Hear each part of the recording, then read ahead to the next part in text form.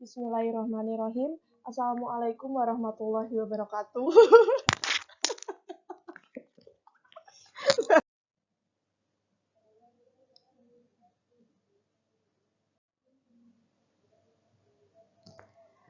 Bismillahirrahmanirrahim. Assalamualaikum warahmatullahi wabarakatuh. Perkenalkan, nama saya Yustiana Nabila. Di sini saya akan sedikit memaparkan tentang hakikat ayat-ayat Al-Quran. Pada mata kuliah AIK, Universitas Muhammadiyah Pekajangan Pekalongan. Nah, di sini ada saya sendiri, Yustiana Nabila, dan rekan saya, Alfira Nurul Aisyah. Langsung saja sedikit membahas tentang Al-Quran. Al-Quran sendiri itu berasal dari kata qara'a yaqra'u Qur'ana, yang bermakna membaca, bacaan, atau yang dibaca. Yang sudah ada dasar dari pengertian ini dalam Quran Surat Asy-Syamsiyah ayat 16-18. Nah, di sini berbunyi sendiri, janganlah kamu gerakan lidahmu untuk membaca Al-Quran, karena hendaknya cepat-cepat menguasainya. Sesungguhnya, atas tanggungan kamilah mengumpulkannya di dadamu dan membuatmu pandai membacanya. Sehingga telah selesai membacanya, maka ikutilah bacaan itu. Nah, selanjutnya ada nih dalam Al-Quran, manusia disuruh untuk merenungi berbagai kejadian di benda-benda alam yang sengaja jelas menunjukkan kepada keberadaan adanya keesaan Allah yang beserta sifat-sifatnya. Di dalam Al-Quran sendiri, segala sesuatu yang menunjukkan kepada suatu kesaksian atau adanya suatu yang lain disebut sebagai ayat-ayat atau sebagai bukti yang telah teruji kebenarannya. Pengetahuan mutlak dan pernyataan kebenarannya. Jadi ayat-ayat Allah terjadi atas segala sesuatu di alam semesta yang memperlihatkan dan mengomunikasikan keberadaan dan sifat-sifat Allah. Mereka yang dapat mengamati dan senantiasa ingat akan hal ini akan memahami bahwa seluruh jagat raya hanya tersusun atas ayat-ayat Allah.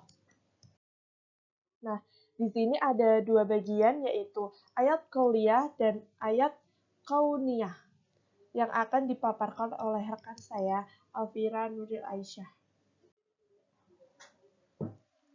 Baik, bismillahirrahmanirrahim. Assalamualaikum warahmatullahi wabarakatuh. Terima kasih kepada Mbak Yusti yang tadi telah memberikan kesempatan untuk saya menjelaskan part untuk presentasi selanjutnya. Baik, jika tadi sudah dijelaskan tentang ayat-ayat Allah, selanjutnya ayat Allah itu terbagi dari dua, yaitu yang pertama ada ayat qauliyah dan juga ayat kauniyah.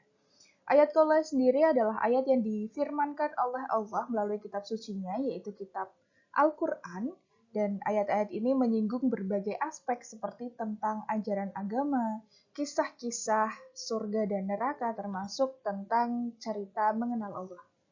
Yang selanjutnya yaitu ayat kauniyah. Ayat kauniyah di sini yaitu tanda-tanda Allah yang ditampakkan kepada makhluknya, seperti tanda kebesaran Allah berupa adanya alam semesta yang luas ini, adanya bumi yang indah ini, dan juga pula fenomena-fenomena alam yang secara gamblang Allah tampakkan kepada kita semua, seperti kucing dengan corak bulu berlafaz Allah, tomat dengan lafaz Allah, awan, asap, dan lain sebagainya. Yang selanjutnya kesatuan antara ayat qauliyah dan ayat kauniyah.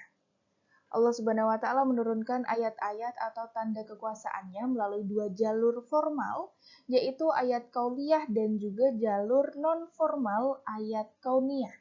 Ayat qauliyah adalah kalam Allah atau Al-Quran yang diturunkan secara formal kepada Nabi Muhammad SAW.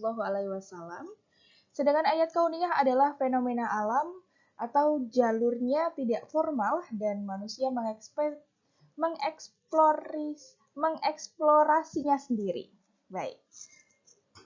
Al-Quran Al-Karim yang terdiri dari 6.236 ayat itu menguraikan berbagai persoalan hidup dan kehidupan, antara lain menyangkut alam raya dan fenomenanya, Uraian-uraian sekitar persoalan tersebut sering disebut ayat-ayat kauniyah. Tidak kurang dari 750 ayat yang secara tegas menguraikan hal-hal di atas. Jumlah ini tidak termasuk ayat-ayat yang menyinggungnya secara tersirat. Nah, yang selanjutnya interkoneksitas dalam memahami ayat kauliyah dan ayat kauniyah. Baik, jika tadi ayat kauliyah bisa dijelaskan sebagai firman Allah langsung gitu atau yang terdapat dalam Al-Qur'an, bisa dicontohkan sebagai siklus hidrologi atau siklus air. Nah, dalam siklus hidrologi ini dijelaskan bahwa siklus hidrologi adalah siklus air yang terjadi akibat radiasi atau panas matahari, sehingga air yang di laut, sungai, dan juga air pada tumbuh-tumbuhan mengalami penguapan ke udara atau transpiration, sehingga dikenal sebagai evaporation. Lalu, uap air tersebut pada ketinggian tertentu menjadi dingin dan terkondenasi menjadi awan. Akibat angin, berkumpulan awan dengan ukuran tertentu dan terbuat awan hujan karena pengaruh berat dan gravitasi. Kemudian terjadilah hujan atau precipitation.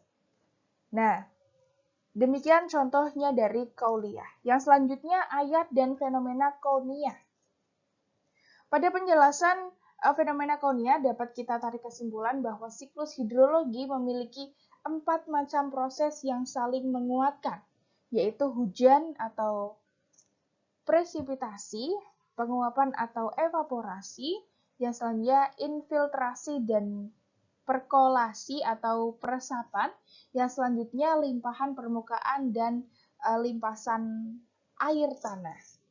Baik, dari penjelasan-penjelasan di atas dapat disimpulkan bahwa ayat kauliyah adalah firman Allah sendiri yang turun dan ditulis ada di dalam Al-Qur'an, sedangkan ayat kauniyah itu istilahnya Allah Subhanahu wa taala menunjukkan kebesarannya dengan fenomena-fenomena alam yang bahkan belakangan ini sempat viral, ramai di media sosial seperti itu.